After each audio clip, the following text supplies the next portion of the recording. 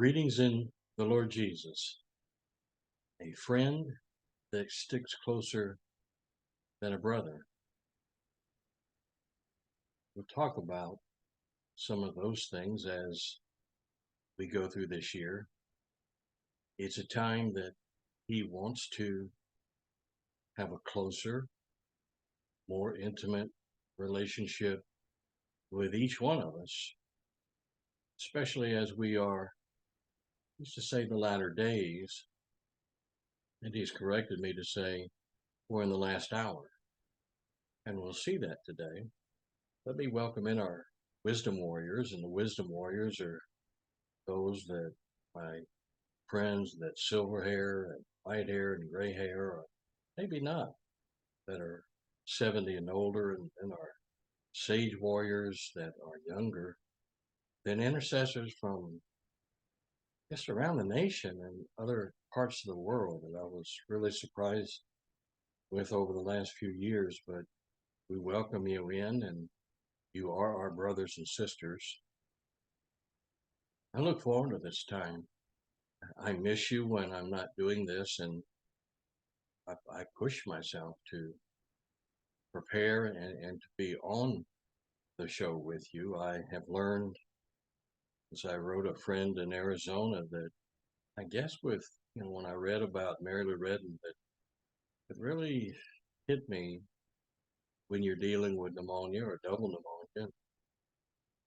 I thank you for so many that have prayed. I'm about 90% better. I don't like talking about myself or those types of things, but this is my family. And if you join us as Bereans, I count you that way. I hope that others are watching that will soon make that decision to become a part of the family of God through Jesus Christ. It's a challenge. When you draw close to the Lord, He promised that He would draw close to you. And so many ask that I go longer, I go shorter, my introductions be shorter. I just follow my heart. And if I'm talking to my family, I'm going to visit for a second, tell you how much that I love you in Christ. You know, after 2 years that I'm candid and I'm transparent, and I tell you things in love. Today, we need more than ever the truth and love. There's so many with this woke, W-O-K-E, that I had been talking about, or the right pronouns and trying to get gender identity. I don't follow any of that. I know what the word of my Father says and your Father, and I know who created each one of us, male and female, and He knew us, and I'll talk about that at another time. But people want me to share more about me, and there's not much about me. It's always about Him. But just a story this week when I have this relationship with the Lord, I never take it for granted, and may surprise you, I question it all the time. Kimberly, my beautiful bride, she says, "Would you stop? He just, it is the way it is." And just this past week, and I told this to Kimberly and Luke, let me explain it this way. I love pets. I love animals. We don't have one, but before I had always had a pet. And when we were growing up, I think twice with my mother, then 2 times with me, the dogs we had, we would be able to go to the person who had the female that had puppies, and we often did pick out the puppy that we wanted. And my mother did it, and I did it with a small German Shepherd, and then my miniature Schnauzer. It was her Fräulein Ashla von Schnitzel. She was true bloodline, and she was really a beautiful miniature Schnauzer, but she was more like my child. But my mother and I would always pick out the runt of the litter. And it was just something we did. I learned it from her. She'd always pick out the runt. It seemed like the runt would always grow into just a beautiful dog and smart dog. We treated all of our animals as though they were family. And the Lord has a sense of humor. And so when I say these things, people wonder. But just a few nights ago, when I was talking to him, I said, Lord, why me? I have no idea why. And it's interesting. He said, I picked the run of the litter. And I had to laugh and later tell Kimberly that is it wasn't a put down, it was actually a compliment. And I had to laugh, and that's his sense of humor. So when I have this relationship with him that's going on 48 years now, it's been different the last probably 5 to 8. It's been a whole change in the dynamics of it. But just to let you know ahead of time, he picked the run of the litter. So if you're the run of the litter, take heart. He could use this for something. So today it'll be a little interesting or different. So different. In the past, I would give a prophetic word at the beginning of the year. I had spent from the end of December and just fasting and praying and asking the Lord to kind of put it all together. And then I would prophesy. And sometimes I would have 8 or 9 pages. And sometimes I would read them before I started doing podcasts, and others I put pictures with it. But I'm not going to do that. I didn't do it last year. I did not see the Lord do that. I saw in Matthew 24 and Luke 21, when he was asked a direct question, he would answer it and it would tell them some of the signs to look forward to or that be aware of. And he actually was speaking from eschatology to us in our generation, the events that would take place, as John said, in this last hour. So what I will do is, instead of verbalizing prophecy, I'm going to teach on the prophecy, and that's really the way he did.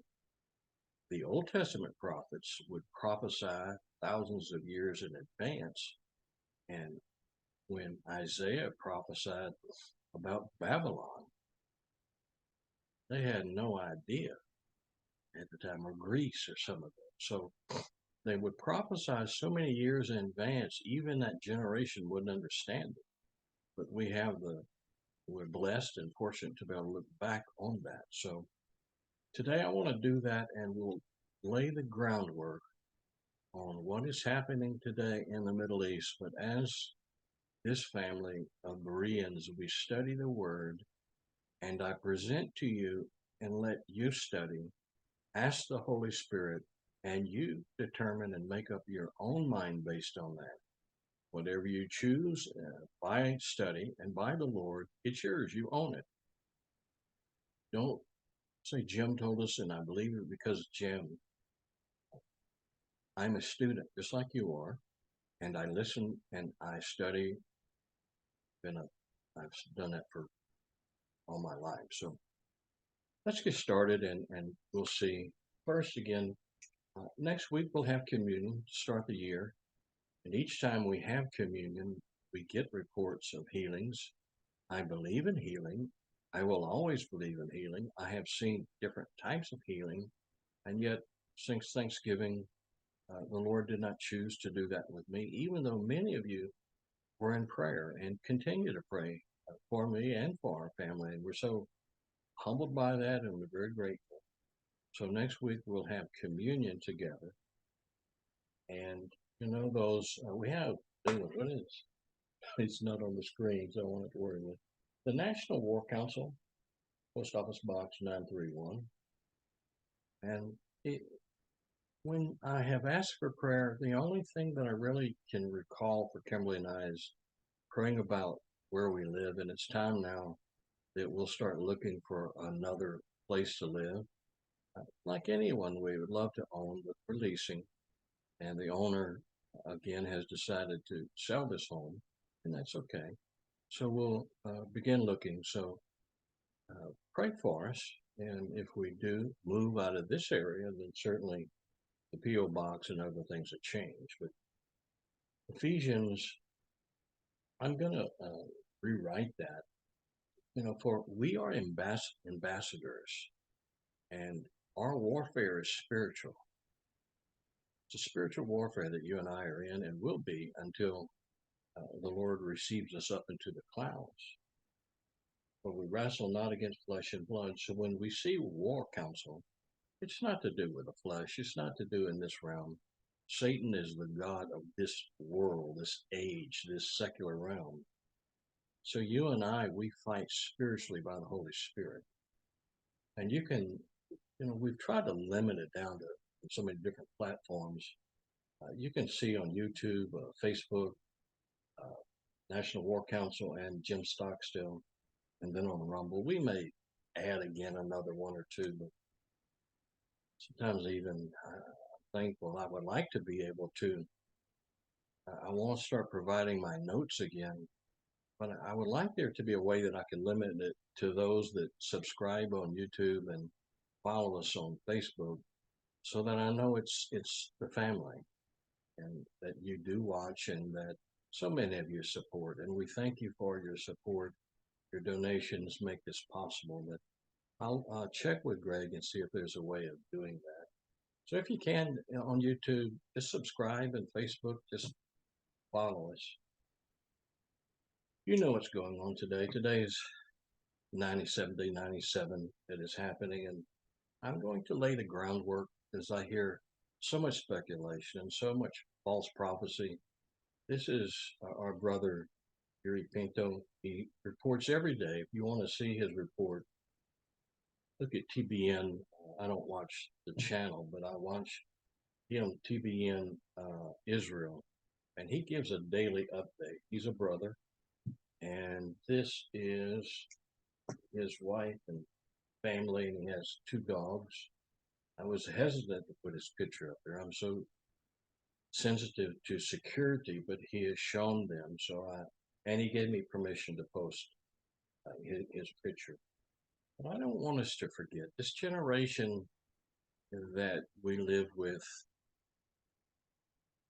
They're blinded. That's what the Lord said. They're blinded. And in being blind, you can be ignorant. And there are many that are protesting. They have no idea what they're protesting. Pro-Palestinian. And I know that I'm pro-Palestinian. I'm for the Palestinian people. But Hamas does not care about the Palestinians. They use them. The destruction you see across Gaza is not because of the Palestinian people. It's because of Hamas, and there are many Hamas sympathizers. There's not as many now as there used to be, because they see the truth and the opulence of what their leaders live in while they live in poverty. Lest we forget, I am going to remind you, I have learned a long time ago to love what my Father loves and to hate what my Father hates. My Father and your Father happens to love Israel. It is as the apple of his eye. What he loves, I love. And when you hurt them, you hurt him, and you're on the wrong side of history. Burn cribs, bloody strollers, and tears. That's what Hamas, I call them monsters because it is satanic when you follow a anti or a false god, which is Allah. And Allah is not beside, but in place of God. And that's what the Antichrist actually means. It means in place of God, not just another, but in place of. That's the moon god, where he originated from, is Allah. So let me start with some history. The Persian Empire, because there's a revival going on in Iran, and I speak to the Iranian people and those that are able. I don't know how they're able to watch the channels, but once a few watch, they pass along, and then there are many that watch. But a glimpse of the past history of Persia, I wanted to remind them they have such a rich culture, and the people are a wonderful people. It's the leadership, the mullahs that are they hurt their own people as well. And we'll look into that. So from 559 BC, you can see it on the screen, to 331 BC, the Persian Empire. So let me read this. And it says, this was known to Cyrus. When Cyrus, they conquered Babylon. They did not destroy Babylon. They conquered it. And you know that Daniel was read the writing on the wall that night. And that same night, the son, or actually he was the grandson of Nebuchadnezzar, was replaced.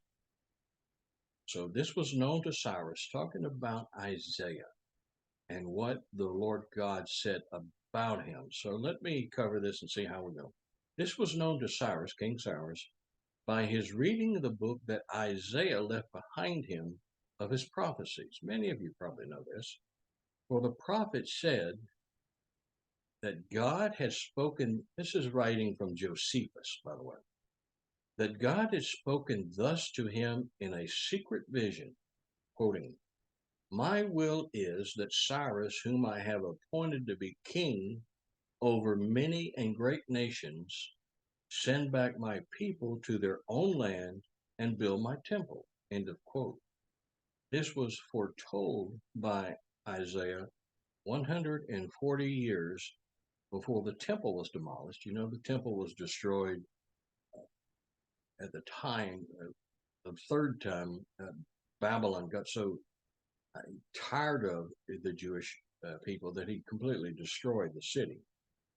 So nearly 200 years after the decree of Isaiah, Cyrus came to power. Look at Isaiah 44:28, and this is to confirm what Isaiah said, that saith of Cyrus, he is my shepherd. All in this Persian, listen to this, my Iranian friends, thus saith the Cyrus, he is my shepherd, and shall perform all my pleasure, even saying to Jerusalem, thou shalt be built, and to the temple thy foundation shall be laid. End of quote. In Isaiah chapter 45, it just details the career of King Cyrus with such detail that it shook the Persian conqueror. So Josephus says that once he had come in, Darius was there, that he'd come in about 8 days later, that Daniel, who was probably in his 80s by that time, gave him a copy of the scroll of Isaiah. It says in Josephus, for he stirred up the mind of Cyrus and made him write thus throughout all Asia. Listen to this, my Iranian friends. Quoting, thus saith Cyrus the king, since God Almighty hath appointed me to be king of the inhabitable earth. I believe that he is that God which the nation of the Israelites worship. For indeed he foretold my name by the prophets that I should build him a house at Jerusalem in the country of Judea. End of quote. So the Persians conquered the Neo-Babylonian Empire, and upon the fall of Babylon, the decree in 539 BC was made by Cyrus. I'm speaking to this from history, but also to the Iranians that are the largest concentration of Iranians are in Iran. The second are the United States. So Ezra 1 through 4. Now in the first year, 539 BC, of Cyrus king of Persia, that the word of the Lord by the mouth of Jeremiah might be accomplished, the Lord stirred up the spirit of Cyrus king of Persia, that he made a proclamation throughout all his kingdom, and put it also in writing, saying, quoting, thus saith Cyrus king of Persia, all the kingdom of the earth hath the Lord, the God of heaven, given me, and he hath charged me to build him a house in Jerusalem, which in Judea. To continue. Whosoever there is among you of all his people, speaking to the Jewish population, his God be with him, let him or her go up to Jerusalem, which is in Judea, and build the house of the Lord, the God of Israel. He is the God who is in Jerusalem, and whoever is left in any place where he sojourns, let the men of his place help him. Talking about all the people that want to go back.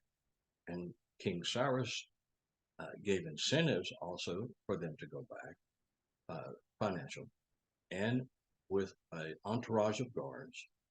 Help him in his place with silver and with gold and with goods and with beasts, beside the freewill offering for the house of God which is in Jerusalem.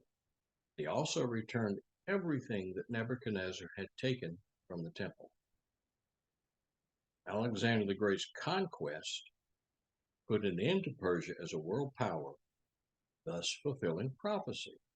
So you see it went from actually longer, the Syrians and Babylon to the Medo-Persians, and then Greece and Rome.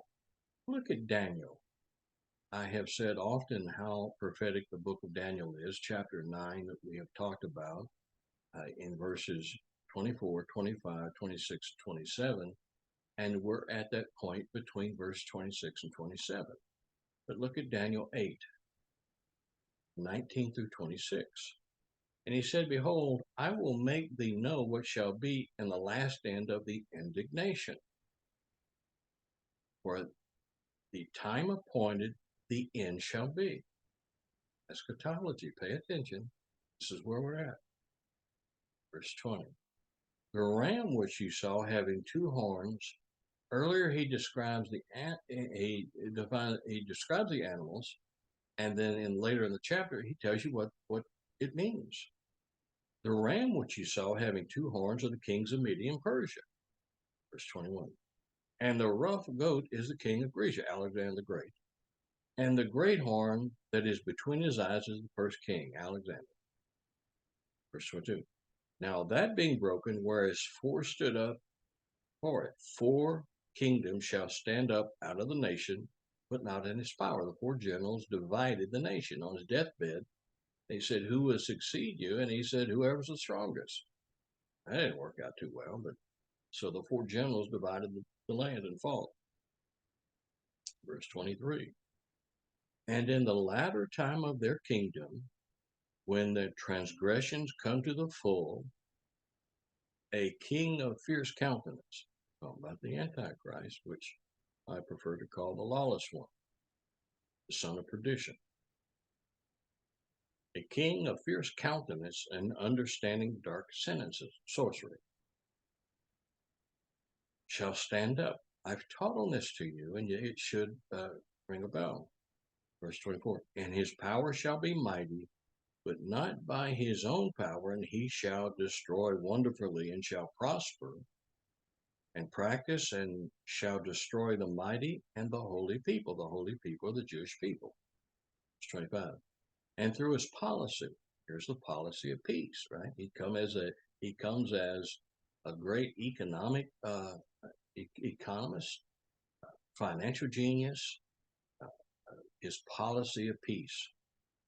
So, and through his policy, also he shall cause craft to prosper in his hand, and he shall magnify himself in his heart, and by peace, there's that 7-year deal, shall destroy many.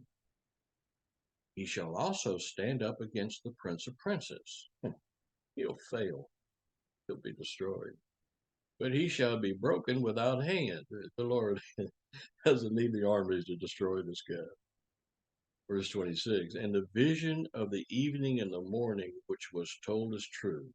Wherefore, shut thou up the vision, for it shall be for many days. Talking about in the end days, which we are in the last hour.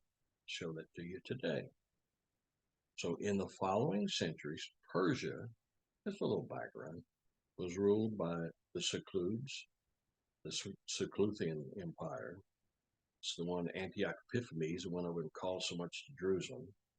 The Parthians, the Sassanians, the Romans, the Byzantines, and finally in AD 636, the Muslims. 1501, the state of Iran was founded.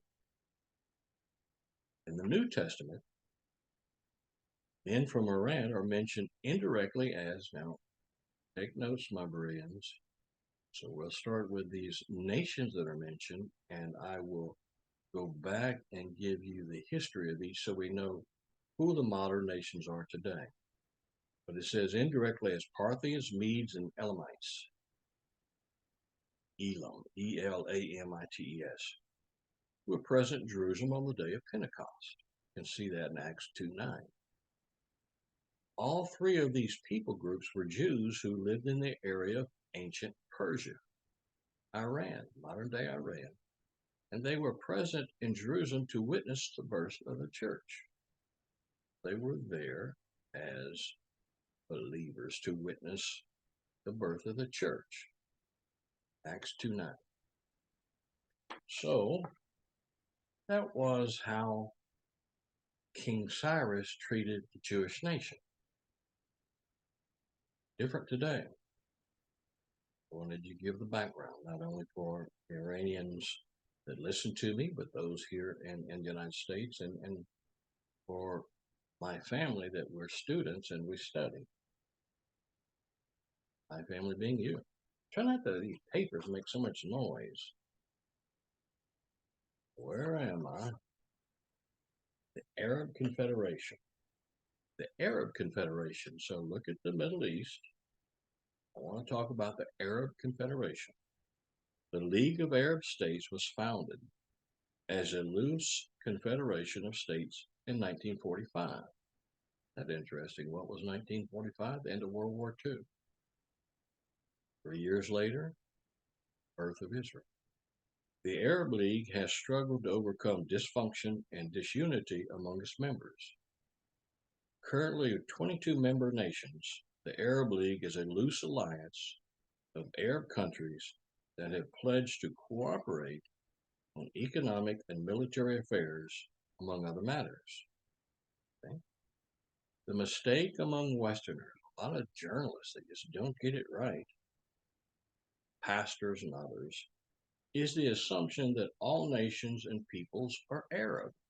I want to point this out because this is important for prophecy, the eschatology.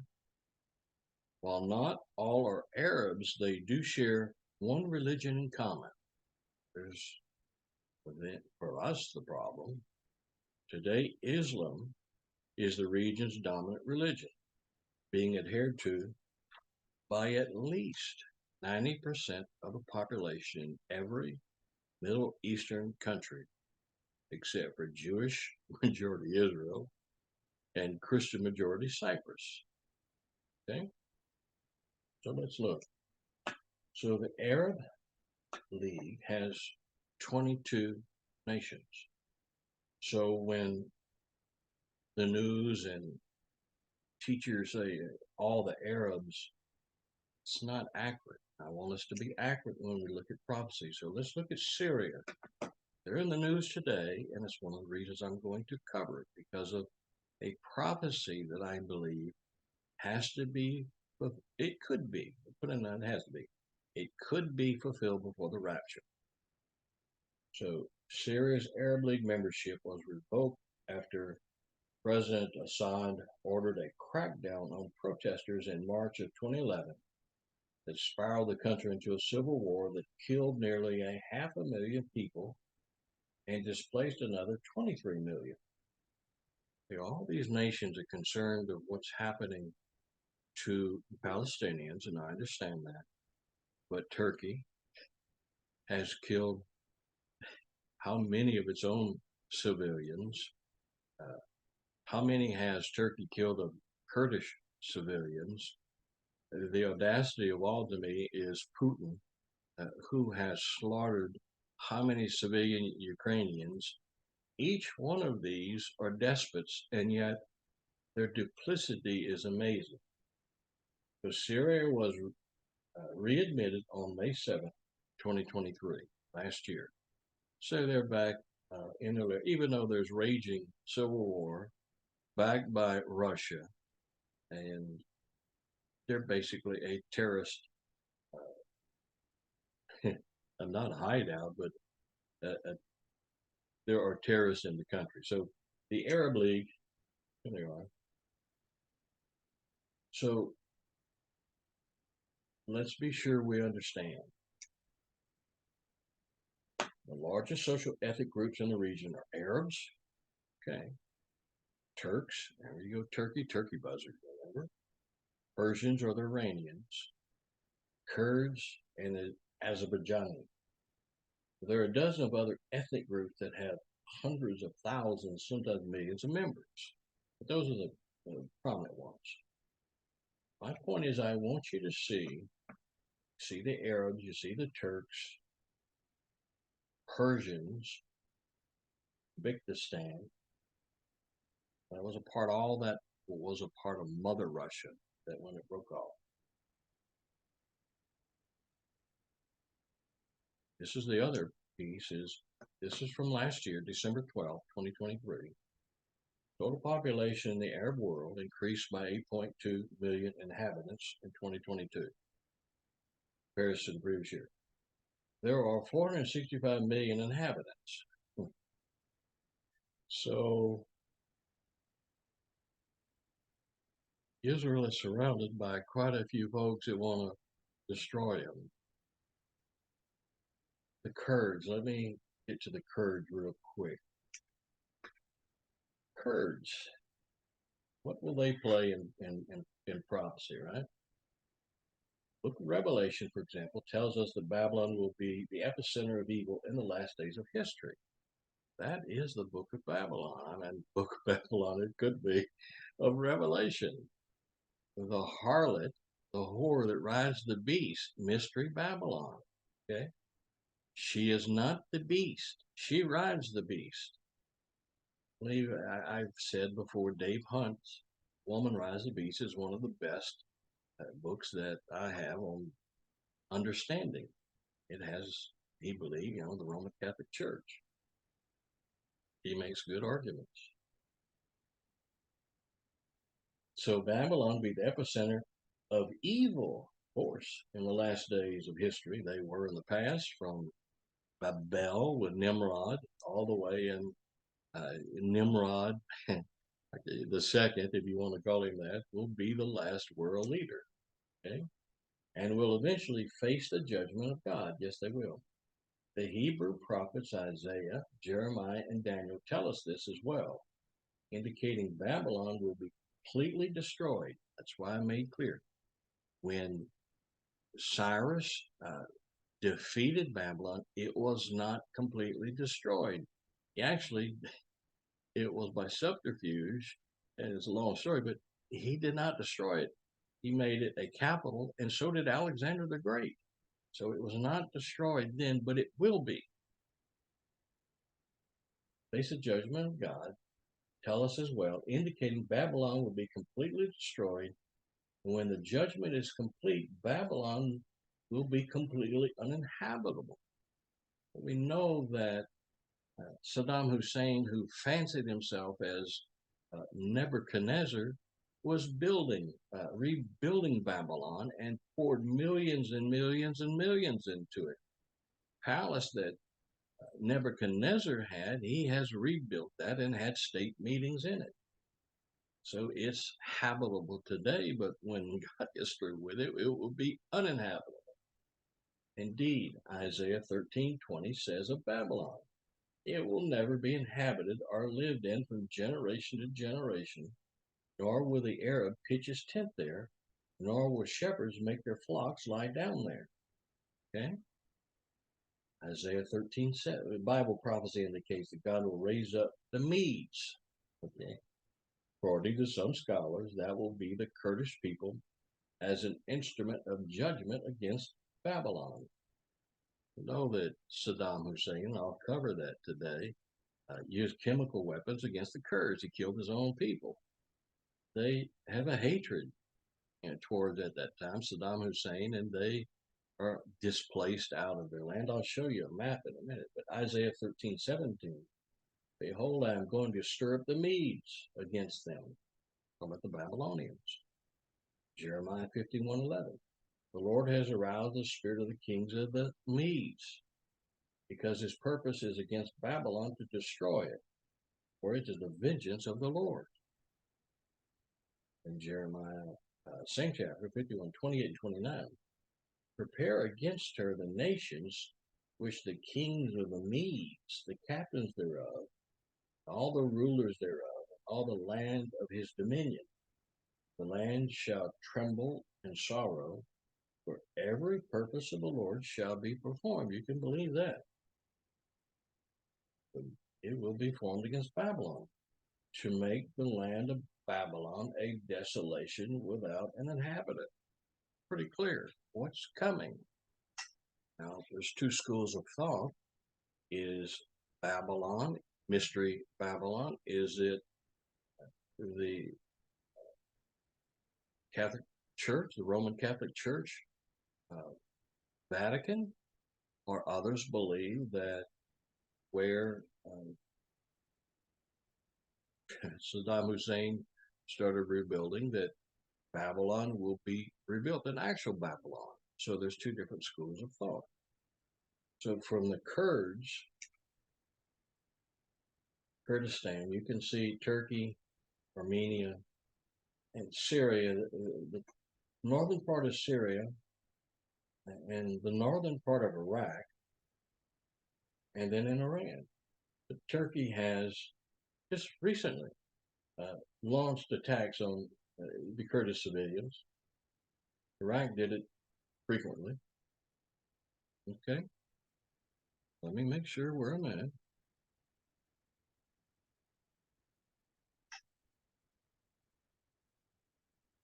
The the Azerbaijanis are Azerbaijan Turks, or a Turkic ethnic group living mainly in the Azerbaijani region of northwestern Iran and the Republic of Azerbaijan. They are predominantly Shia Muslims. Shia Muslims, Iran, Syria. This is, and I'll show you what Saddam Hussein did. So let's look at, this is another person reporting generally and overall from TBN. And this was a picture he had, Middle East Report, our neighborhood. So I like that he uses the term our neighborhood. There's the immediate neighbors, and then there are fringe countries that we'll talk about later. But today and the next broadcast, Lord willing, we'll be talking about the neighborhood and why it's important, because it's happening right now. And I put on there surrounded by cutthroats. Yes? So let's start with Iran. After the 680 CE Battle of Karbala, the glorification of martyrs within the Shiite religion, the official religion of Iran, Ayatollah and all the mullahs, started. The Sunni Caliphate Yazid killed Huzan bin Allah, the third Shiite Imam and grandson of Muhammad. Just quick history. Along with their fellow fighters, including children and women, during this battle. Due to the praise that martyrs received, the Iranian government commonly recruits child or children, instead of recruits child soldiers, by promise them shahid or martyr. Okay, Shahid.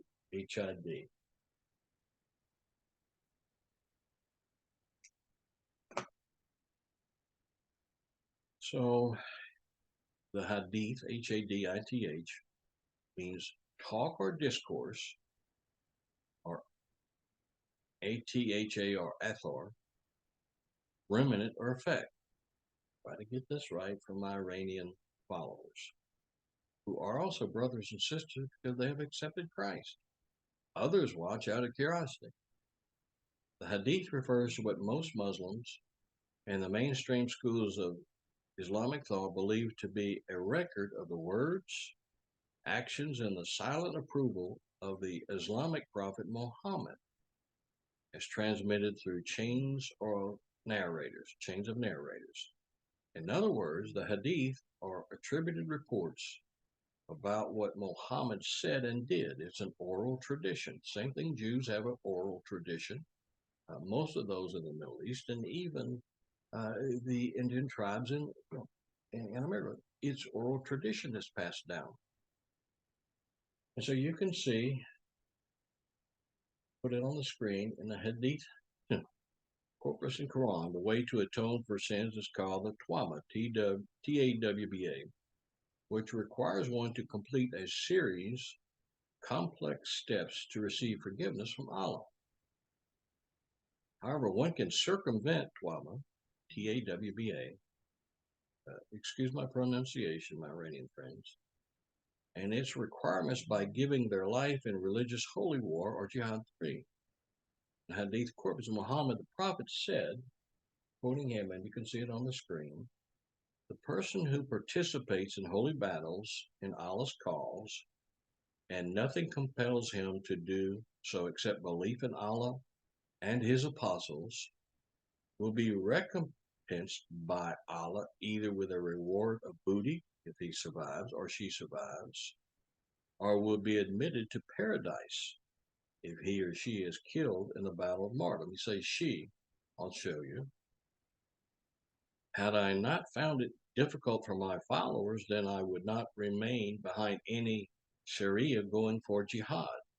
And I would have loved to be martyred in Allah's cause and then made alive, and then martyred and then made alive, and then again martyred in his cause. You know, you can see that. In 1979, Iranian Ayatollahs, Shiite religious leaders, introduced child martyrdom into school curricula around Iran. They promised children as young as 9 years old that dying as martyrs against this is the time, the Iraq enemy would lead them straight to heaven. This teaching continues to be a part of the curriculum as of 2021-2022 interim update report of Iran's radical education revealed that authorities teach students to seek suicide or death in battle even when not required. Okay?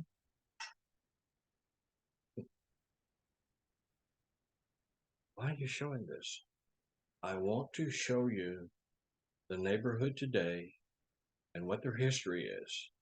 And when you see the Hamas terrorists, that's what they are, I want to show you the neighborhood today.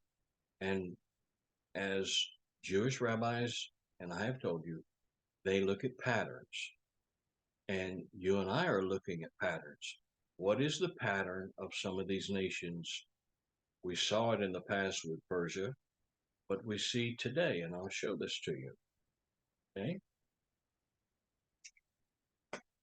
These are our heroes. The Iran-Iraq War, this is in 1980, saw the enlistment of young Iranian boys who headed to the front lines of battle. In this poster commissioned a year after the start of the war, a young boy is preparing to join the Iranian BASIJ, or paramilitary force. No different than what Hamas is doing. His look of determination and steadfast resolution. So it says, a whitewashed wall behind the children include pious declarations that God is great.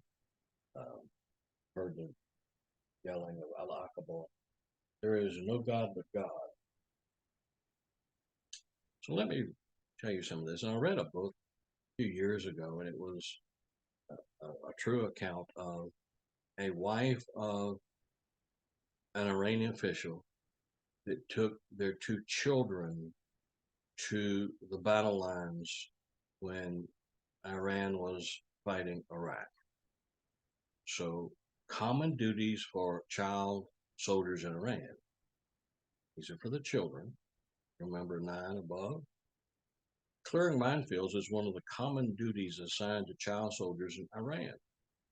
Former New York Times foreign correspondent Terrence Smith brought attention to the mine clearing process that young boys were involved in during the Iraq-Iran war. Many boys, and there were girls, between the age of 12 and 17 would wear red headbands with inscriptions like Sar Allah or warrior of God, and carry small metal keys around their necks, symbolizing their keys to heaven as they prepared for battle. Military authorities took measures to prevent desertion by binding the the child soldiers, with ropes. Despite facing withering machine gun fire, these brave children fearlessly hurled themselves on barbed wire or marched into Iraqi minefields to clear the way for Iranian tanks. And behind the tanks, the soldiers.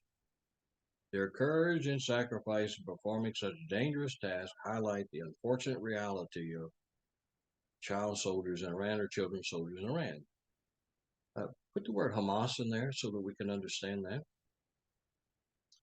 Iran's authorities exploit child soldiers as propaganda tools, showcasing them in pro-regime media with placards that glorify Iran's involvement in various wars.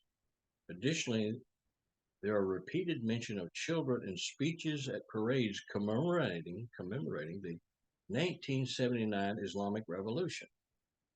Sadly, this practice of involving children in warfare only exacerbates poverty Iran confronts. Even in 2022, the Iranian government employed young boys to suppress anti-government street protests. Disturbing images of children and young men donning military uniforms and holding batons circulate on social media, reported from 500 supporters of the Ammon Allah Society. So this last part on, moreover, let me show you another for that. Here's a young girl, 1979, full, holding this is one of the rifles. Our army does not belong only to our brothers in the armed forces. Men and women, young and old in our country are the members of the Islamic army and are the guardians of Islam. Okay?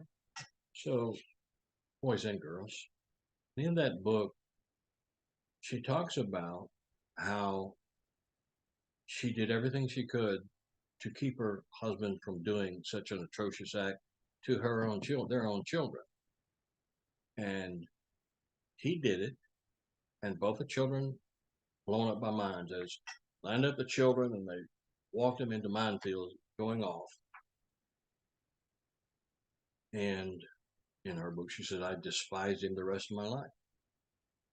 Says, moreover, poor families exploit their children, barter status for benefits. It's different between that and offering your children as sacrifices to Marduk or Ashtaroth or any of Baal. They receive monetary compensation per child involved in conflicts and a martyr card gaining them access to food and other privileges. This exploitation of children as both tools of suppression and sources of financial gain further exacerbates the challenge of poverty facing many Iranian families. So that's Iran. We'll talk about it a little bit more. It's amazing to contrast the difference between Cyrus and what is today. So let's look at another neighbor. The Sunni minority used terror to control the Shiite majority. So Saddam Hussein did. He had different machine gun nests throughout the city and throughout the country, and mortars that he would use to suppress the Shiite majority. It's hard to see, but the Iraqi army employed chemical weapons in attacks against combatants and non-combatants in border cities and villages. And more than 30 attacks against Iranian civilians have been reported. So they use it against Iran. And let's talk about the different cities. There's on March 16, 1988, Abijah, which was the massacre of more than 5,000 civilians.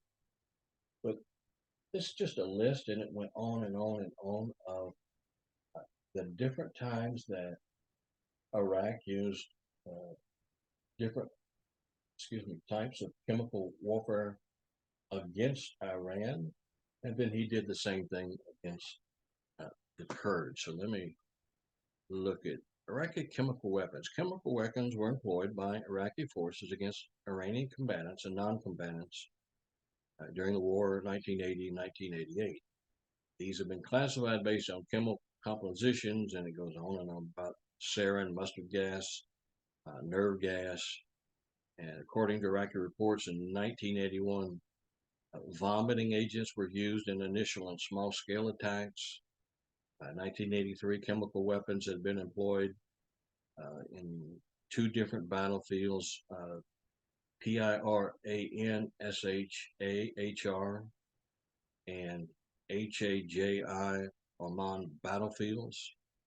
So they were used all over. In 1986, Iranian forces mounted an attack on Paul Peninsula, southeast of Basra, and occupied the peninsula. The attack had not been anticipated by the Iraqi military, which was not prepared for an assault on the peninsula across the Mashat al-Arab. So as a result, Iraqi wells were in danger. So Iraqi General Ahmadi called the fighting of the liberation of the peninsula another battle of the SOMME. Chemical attacks took place until the last day of the war, August 1988. During the 8-year Iran-Iraq war, more than 350 large-scale gas attacks were reported on the border. The HALABJA massacre, also known as the Abijah chemical attack, was a massacre telling you the background and history in Iraq. It was a massacre of Kurdish people that took place on March 16, 1988, during the Iraq-Kurdish conflict in the closing days of the Iran-Iraq war. The attack was part of the campaign as well as part of the army's attempt to repel. It took place 48 hours after they captured the town. The incident was the largest chemical weapons attack directed against a civilian population area in history. He didn't care anything about his civilians. I'm saying this again. Hamas does not care about the Palestinians, period. It's propaganda. The son of the founder said the same thing, and so do interrogations of Hamas terrorists. It killed between 3,200 and 5,000 people and injured anywhere between 7,000 and 10,000, most of them civilians. Preliminary results from surveys of the affected region showed an increased rate of cancer and birth defects in the years afterwards. Okay.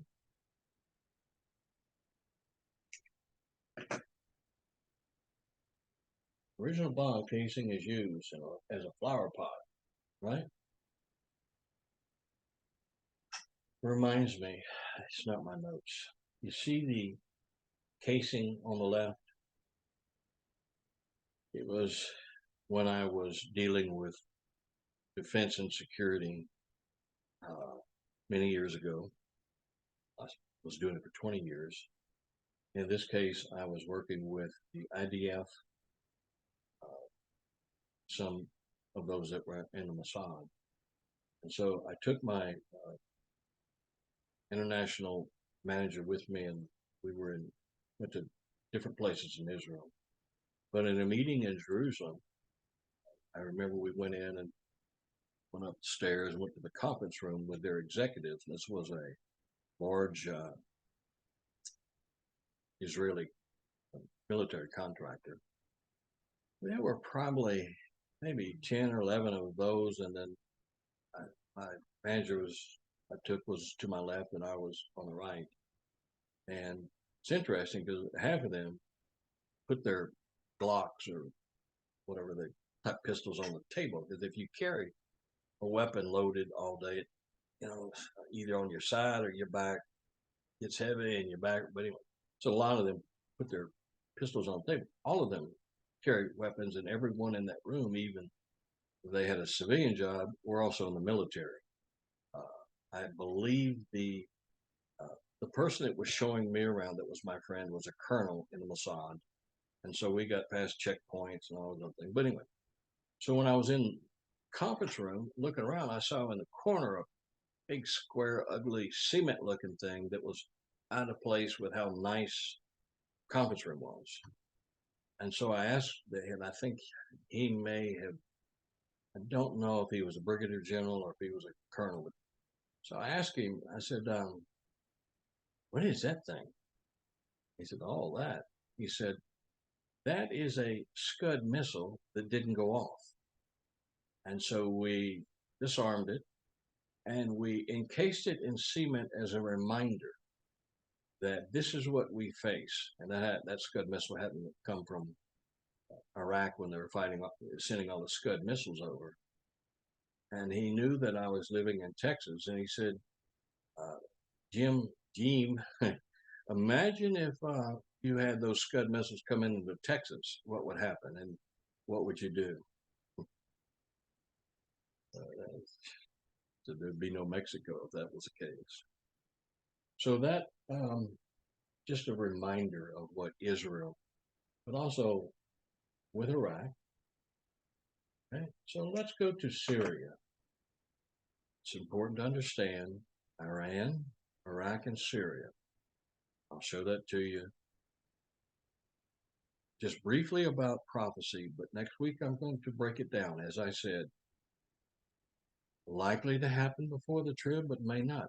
Tribulation can happen at any time. The rapture. I'm sorry. We're in difficult times. The rapture could happen.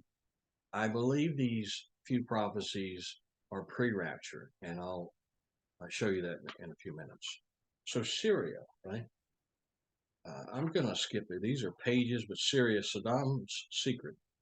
How an Iraqi general defied and survived Saddam Hussein. This was written by former Iraqi General Georges Sada, S-A-D-A.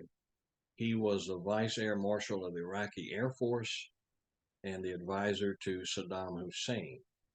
I know that he wrote the book.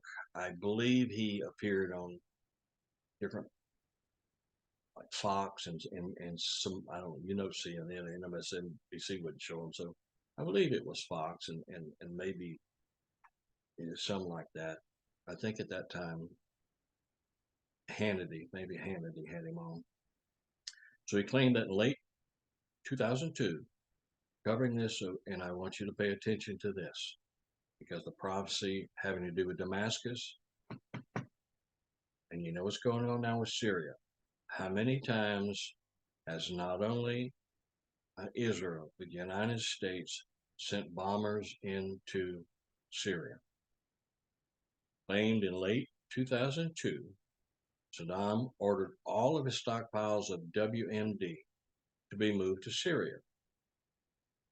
The British, former President Clinton, and nearly every intel agency in the world confirmed that he had WMD. In those years, former Bush and his son were friends. I had shown in the past pictures of George W. in our backyard on his golf cart with our family taking pictures. So I knew the Bush family, and I know that he was warned the way that those organizations, call them Illuminati, call them the High Table, call them whatever you want to call them, not deep state, level higher than that, was warned, don't ever talk about it. And he never has. Neither has Condoleezza Rice or anyone else. But I'm pointing this out because it has a direct relationship to today and prophecy. He ordered all of his WMD moved to Syria, anticipating the arrival of weapon inspectors on November 1st, 2022. General Sada said the Iraqi Air Force took advantage of the ZEYZOUN dam disaster, which occurred on June 4th, 2022. What they did, they formed an air bridge floating WMD onto commercial cargo aircraft and flying them out of the country. According to General Seda, 56 sorties were flown by jumbo 747s to Syria. They didn't use military planes. They used commercial cargo planes so that it wouldn't attract attention. And they were pretending that they were sending humanitarian aid to aid the Syrians. Took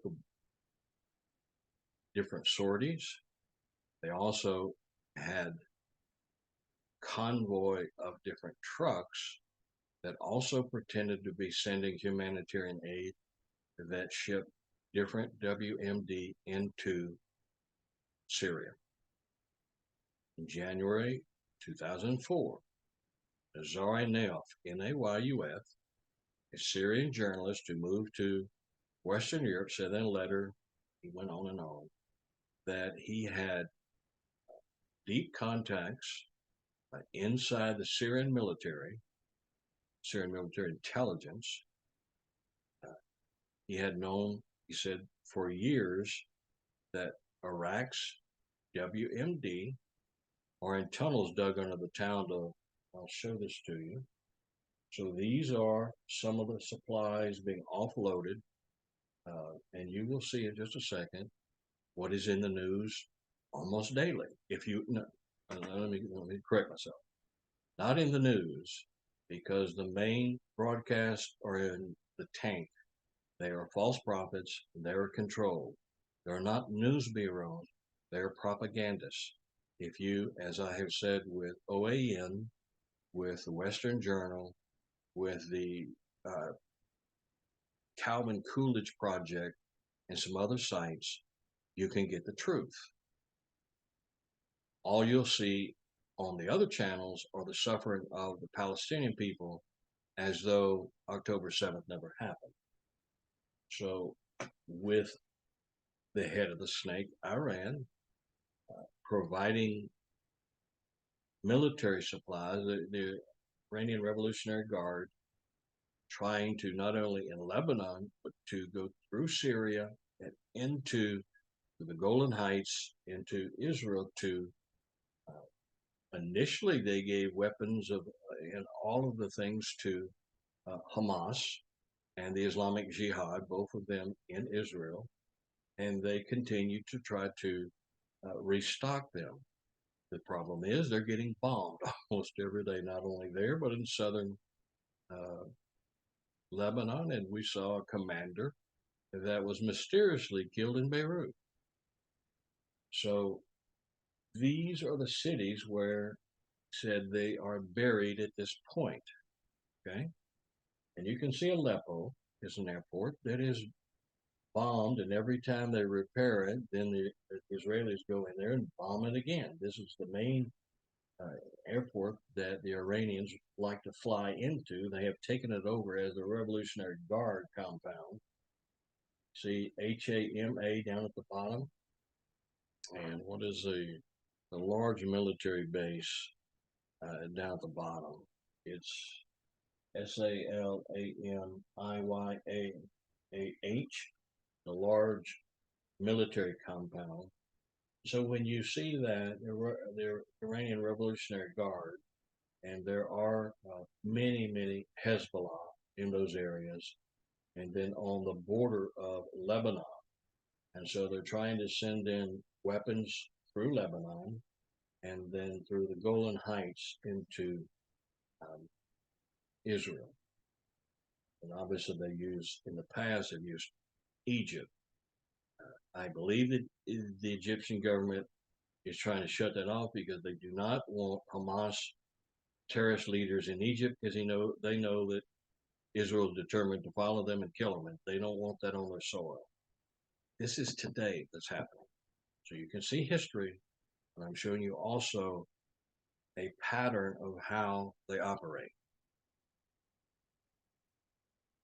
February 2006, Ali Abrim al-Tariki, a former Iraqi general who defected shortly before the Gulf War in 1991, gave an interview to Morrow, in which he stated, I know Saddam's weapons are in Syria due to certain military deals that were going back as far as the 1980s that dealt with the event that either capitals were threatened with being overrun by an enemy nation.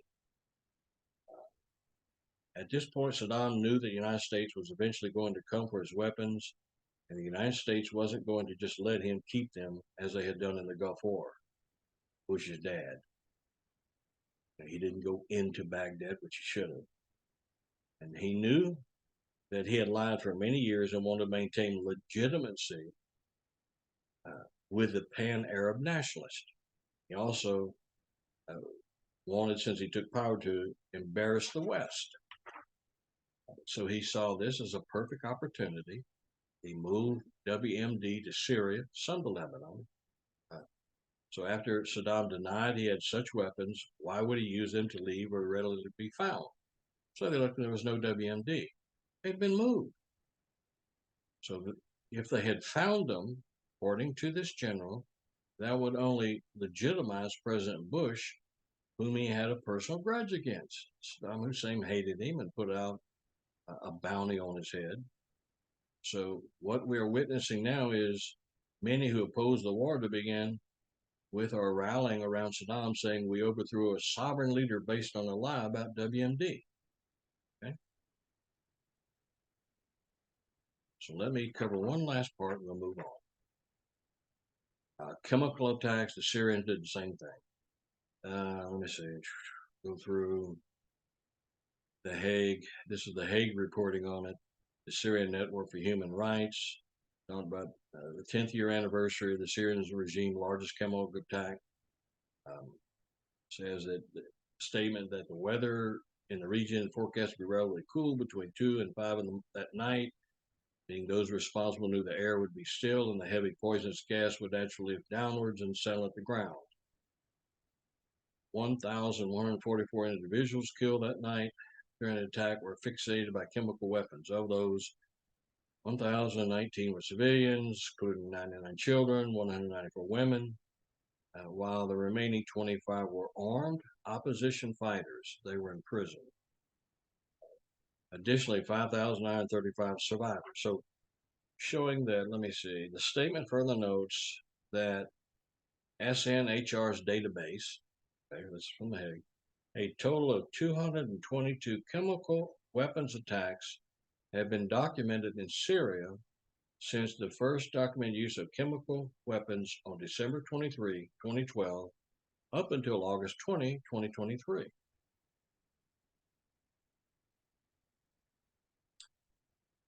They killed prisoners that were in Syrian soldiers, opposition soldiers, that were incarcerated in prisons.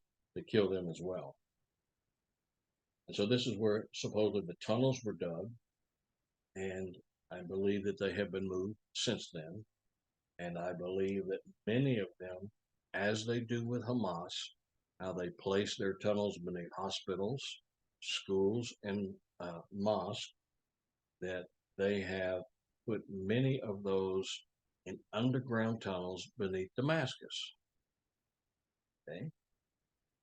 Keep that in mind, that according to different leaders, WMD was moved from Iraq to Syria. Some went to Lebanon, Beirut. They were in those three areas. The other was on the border with Lebanon. 3 different areas, and many of them have been moved to Damascus beneath the ground because it's so heavily populated by civilians. They all have the same pattern. They use civilians as shields, human shields. Okay? So there are several biblical prophecies of the end times that mention Iran, called Persia or Elam, E-L-A-M, in the Bible. Given the fact that Iran is often in the news as a nation seeking nuclear capabilities and repeatedly issuing threats against Israel, prophecy enthusiasts have taken note over the years. they've taken note over the years, and for the last few months, they have given so many prophecies, and this is Gog and Magog. Send us money so we can help the poor people, that have suffered in Israel. And then others are trying to raise money for the Palestinians. It's like Haiti when Clinton and Bush, they siphoned off so much money from the relief. The same thing now. Please don't fall for so many of these that are telling you to send money because they will send it directly to some suffering Israeli family. The same thing with the Palestinians. Um, I'm asking the Lord if I can help direct funds to the brother that we have sown so that he knows uh, Christian soldiers in Israel that keep that to themselves, but soldiers that have died that need help and support, where it can go directly to the families. If Pinto knows those, he's a tank commander, but we'll see. All these are, you do what the Lord leads you to do, but please don't fall for all these. It's always about the money, and they do emotional appeals. So that is a little background. So let's look to this Alaska flood operation, right? October 7th. Give you a little background from Intel.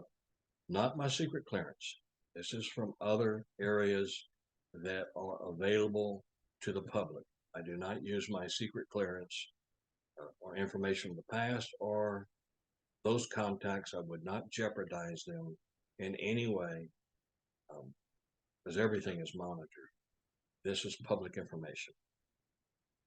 Only 5 Hamas leaders knew the full scope of the October 7th invasion plan, and they only made the final decision to attack on that Saturday, the day before, according to a report. Said based on Palestinian sources closely associated with the leadership of the Al-Qassam brigades, QASSAM, you probably hear them in the news, stated that decision and timing of the attack were reportedly made by only 5 individuals. This Yahya Sinwar, let me say this. I have been praying, as I did with Saddam Hussein, with some of these terrorist leaders that are being spiritually protected by demonic forces. Lord, would you remove that protection so that they can be found and neutralized? Would you remove the demonic spiritual protection that is hiding these quote unquote monsters? Osama bin Laden was the same way. I prayed that about Osama bin Laden and Hussein and his 2 sons that were monsters. They're monsters as humans because they are filled with demonic entities. They no longer act as humans, they act as the monsters that possess them. Sinwar, Hamas leader in Gaza, Mohammed Deif, DEIF, leader of the Al-Qassam brigades, Sinwar's brother, and Rushi Mastana, a Hamas leader close to Sinwar, and close associate, another close associate, Awan Nofal, Nofal, okay, who also has been assassinated since. Surprising, the list did not include Islamic leader, others that are within Gaza, but those outside in Qatar and other areas that are billionaires that are living like royalty. The money that has been sent to the Palestinian people, same thing Yasser Arafat did, they siphon it off, they live like kings, and their people suffer. Said that Yasser Arafat's wife lives in Paris, France, and she lives like a queen. So the October 2023 surprise attack is directly linked to that of 1973. A little background. By choosing the 50th anniversary of what Arabs consider to be a great triumph against Israel, the Palestinian resistance, these five, wanted to send a clear message. The cause of Palestine remains the cause of all Arabs. No, what they wanted to do and to ensure is as long as they have a Palestinian cause and two-state solution and all those stuff, they continue to receive money from different Arab nations, United Nations, and the EU, and of course the United States, billions of dollars. And you can see what they spent their billions of dollars on, building underground cities and underground tunnels and vast weapons factories. Nothing went to the Palestinian people. These people, this Sinwar person had 4 or 5 residential homes, vacation homes, and we see that, or you can, if you watch some of the news, if you look at this Brother Pino, they show you these things. You can find him on YouTube, TB in Israel. All statements made by top Hamas military commanders and political leaders were loaded with such symbolism and other references to Arab countries and peoples. The terrorists call their attack and murder and kidnapping of the innocents thou ost flood, thus an attempt to force Palestine, Arab, and Muslim unity on al-Quds, Quds, the Arabic name for Jerusalem the Holy, and all of its holy sites. Okay, so AL-AQSA flood. You see it? Actually, I can tell you what it is. That's what it is. It's terrorism. They could care less about the Palestinian people. They use them as human shields. They go into hospitals and pretend to be doctors and shoot the Israelis coming in. So there's 10 sites they consider, and I didn't even list them. 10 sites they consider to be, holy to them. Dome of the Rock, Dome of Ascension, Jerusalem, Al-Aqsa Mosque in Jerusalem, Mosque of Omar, Muslim Quarter, the Old City Shoot, and there's 10 sites they consider. Okay? That's what they are. They're not fighting for the Palestinians. They don't care. They want, this is a military state that took over and lived like kings and subjugate the people as though they were slaves. And many of the Palestinians that are being interviewed today are celebrating the removal of Hamas. The head of the snake, and we're close. Head of the snake, Supreme Leader Ayatollah Ali Khamenei turned 84, 2023, and he does not have a designated successor.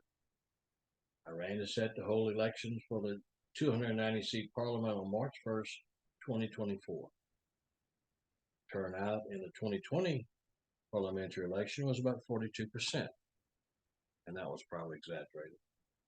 The lowest since the 1979 revolution, and many expect similar results in 2024. Many are cautioning just don't even go. It's prophesied Persia, Elam, Iran is fulfilling its diabolic role in the end times, or as John stated. Remember I said we're in the last hour? Right? 1 John 2:18. Children, it is the last hour. And as you have heard that the Antichrist is coming, so now many Antichrists have come. Therefore, we know that it is the last hour. King James has time in it, so I broke down time for you. It's actually the word hour, but look at the time is used 3 different times, 3 ways. Greek in 1 Peter 1:5 is the 2540, a fixed and definite time. When it talks about the last, it means in a sequence of order it is the last one before the end. So it is the last hour, the fixed and definite time. The next Greek word, 2078, is in 1 John 2:18, what we just read, the last hour, the end of this age and very near the return of Christ from heaven. Okay? Rapture happens. There is a period of time before the tribulation starts, and then you have 7 years. At the midpoint of those 7 years, the last 3.5 years is the Great Tribulation. So the last use of the word is the Greek 5550 time. It's used in Jude 1:18, after a length of time. An example is the unjust judge who finally gave in to the widow. You remember, she went to him and, I guess she nagged him and just persisted and persisted and persisted. And finally, he gave up and was exasperated. So that's the correlation, is when he was exasperated and gave up, exasperated and gave up and gave her justice. That's what is referred to in Jude. When it's the end and is exasperated, this is the time. So I want you to see that. That's time. Now, has Israel done anything preparation for what we're seeing? And then we'll see for today. And then next week, we're going to touch on some things that are, instead of giving you a prophetic word, I'm going to show you the prophetic word and detail it. Let me show you something that many are probably not aware of. Okay. This is commander of the Central Command of the USA, Army General, Israeli Defense Force Chief of Staff. This on May 18, 2022. Okay. On the left is U.S. You can see he's a 3-star. Be a lieutenant general. Similar to my friend when he retired, General Michael Flynn, 3-star lieutenant general. One on the right is Defense Force Chief. Okay. So let's talk about Chariots of Fire. Remember, I had told you the mark of tanks. It's actually, the name in Hebrew is chariot. So Chariots of Fire exercise. I think I have it in here. The exercise is the largest and most complex drill ever to be performed on its own and foreign soil in the history of Israel. Not only because of the recent escalations in the Middle East, this happened in 2022. Recent escalation in the Middle East, but also for the different methods of training from the usual size of participating forces in the combat scenario. Amazing how all those aircraft carriers, even under Humpty Dumpty, this Biden and Austin, Joint Chiefs of Staff should have never been appointed. And with the subterfuge and lying, and when the White House, they can't even tell a lie correctly, it said that he had the flu. They went in for an operation on prostate cancer. He should be fired.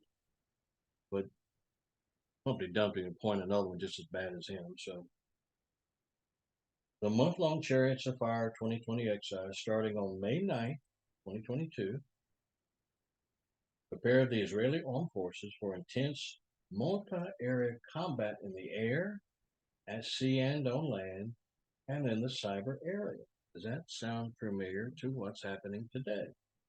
The scenario is a simulation of a multi-front war with threats to the north and the south of Israel coming from countries near and far. We'll talk about the near. We talked about the neighborhood. Far are those fringe, but we'll get into the others, Turkey and Russia and others later.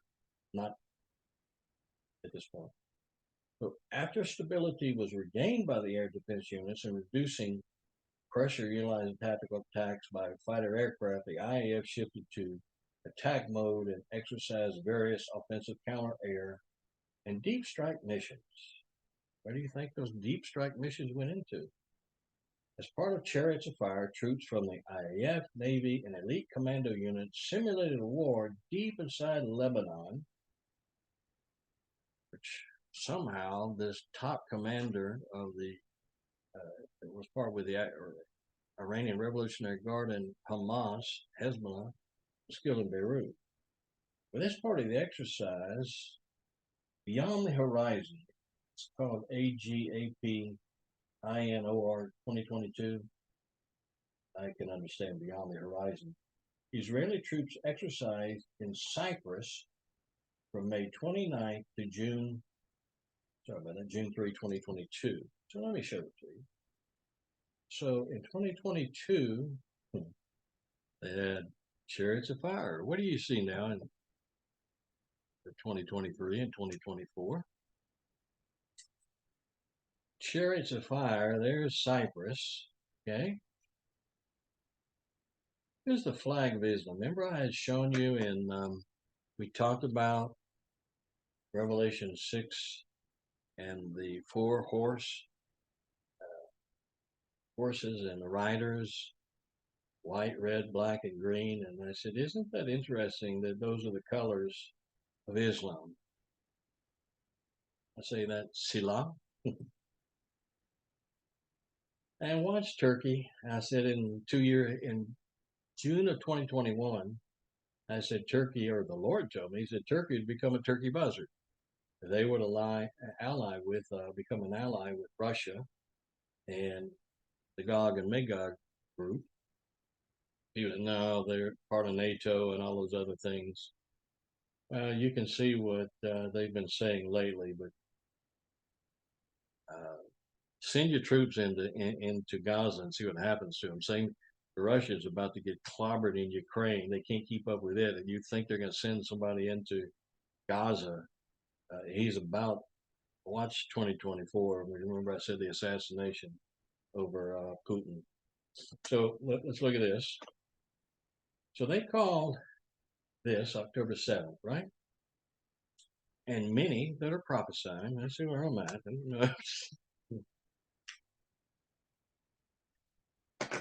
Then you're saying this is Gog and Magog. Okay?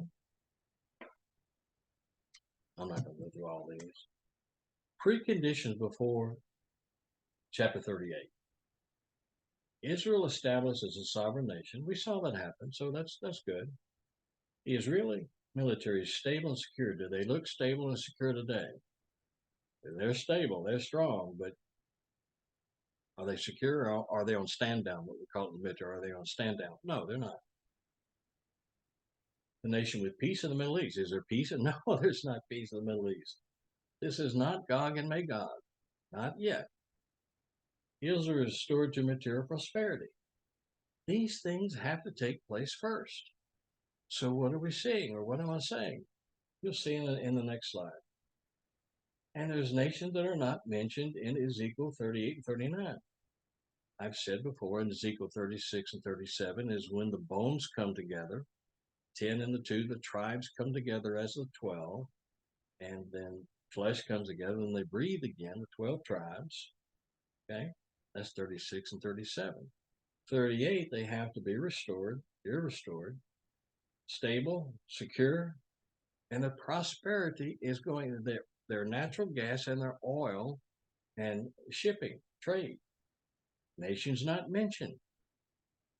Egyptians, Iraq, the Jordanians, the Lebanese, Saudi Arabians, the Syrians.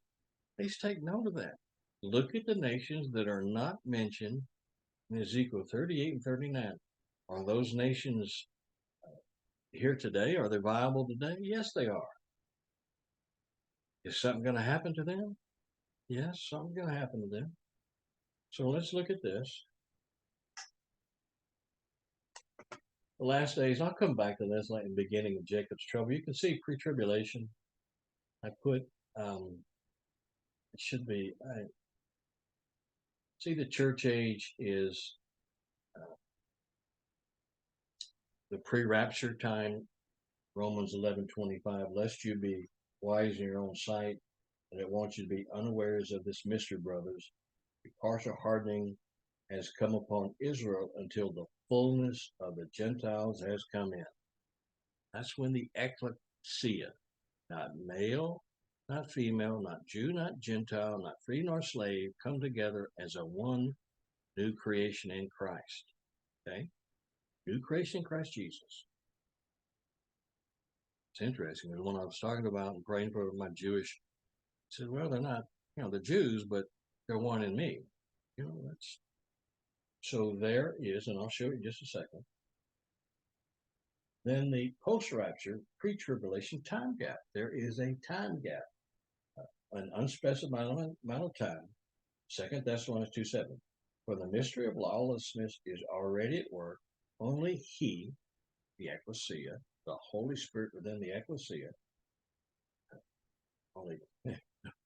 only he who now restrains it will do so until he, the ecclesia, is out of the way. That is my belief. I'm not asking you to accept my belief. I'm asking you to study your own. And we have covered pre-trib, pre-wrath, mid-trib, and post-trib extensively.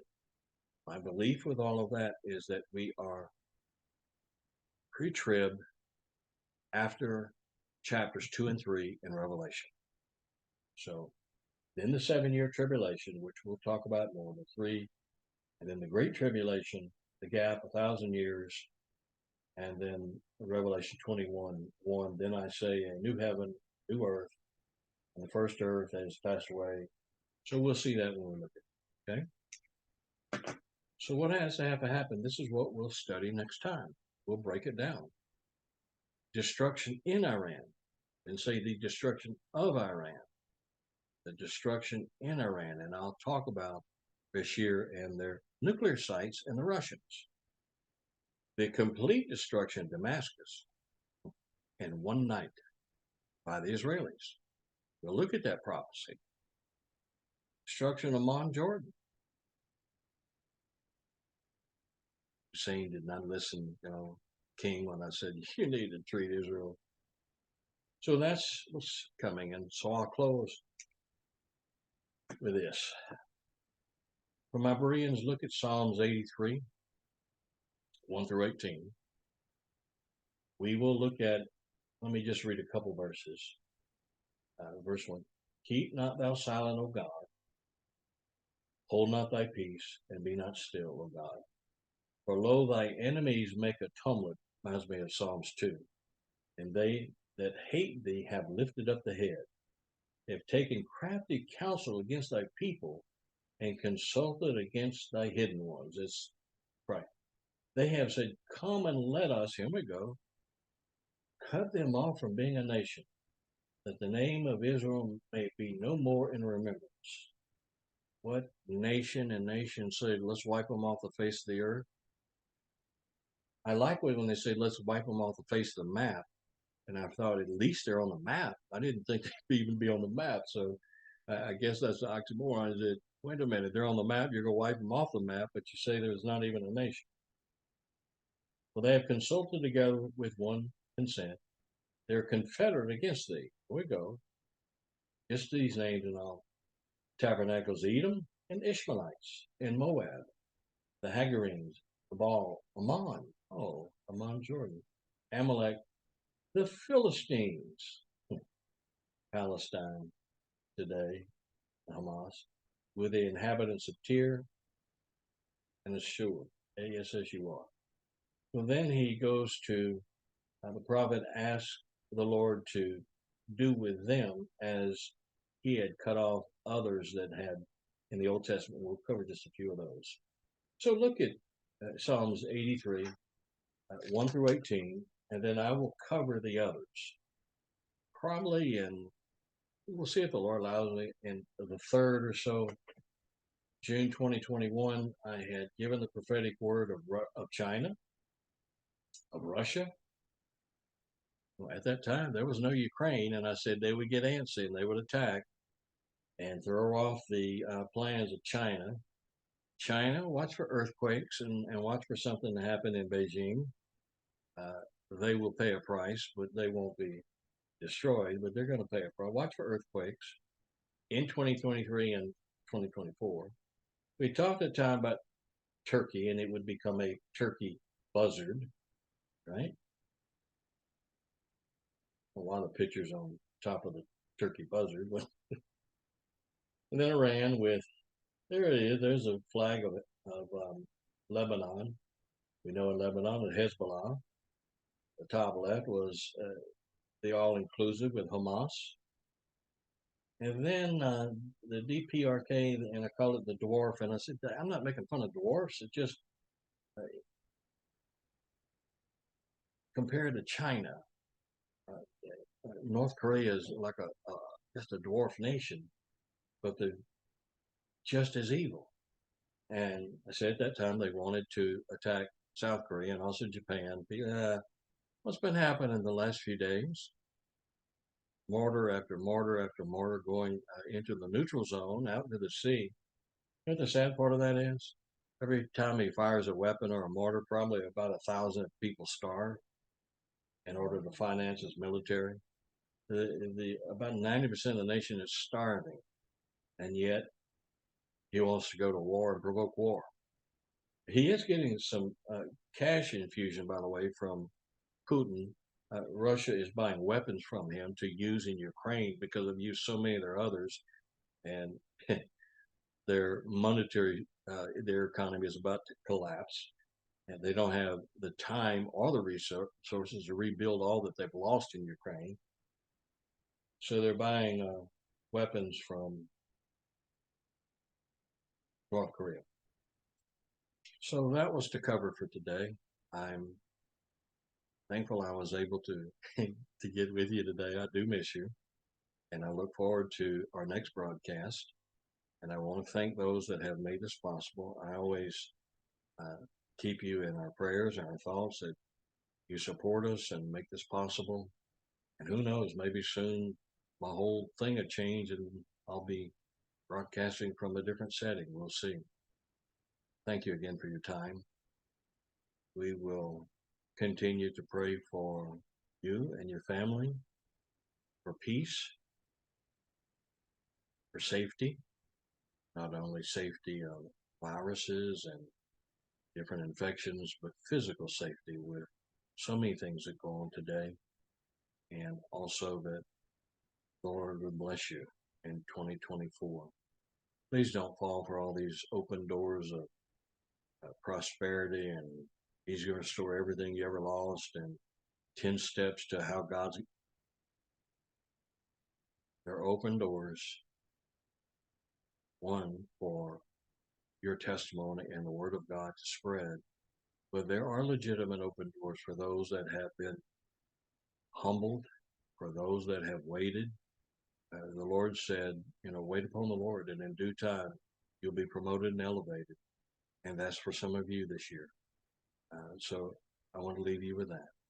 Until I see you next week or next broadcast.